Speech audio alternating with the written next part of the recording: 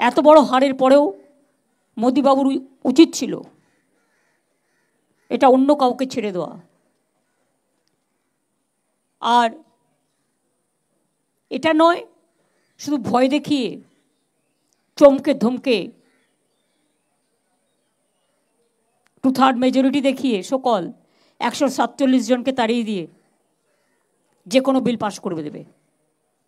আমরা মনে করি এনআরসি নিয়ে আলোচনা চাইবে আমাদের লোকেরা এবং এনআরসি বাতিল করতে হবে।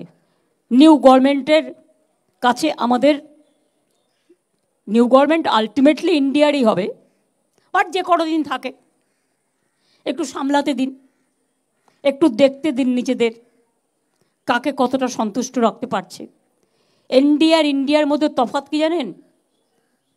এনডিএতে যে টিমগুলো আছে সবার প্রতি আমার রেসপেক্ট আছে, বাট ওদের চাওয়াটাও বেশি আছে। কিন্তু ইন্ডিয়াতে যারা আছে আমরা কিছু চাই না, আমরা শুধু মানুষের ভালো চাই, দেশের ভালো চাই।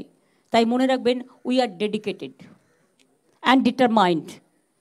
সেই জন্য let us wait and watch.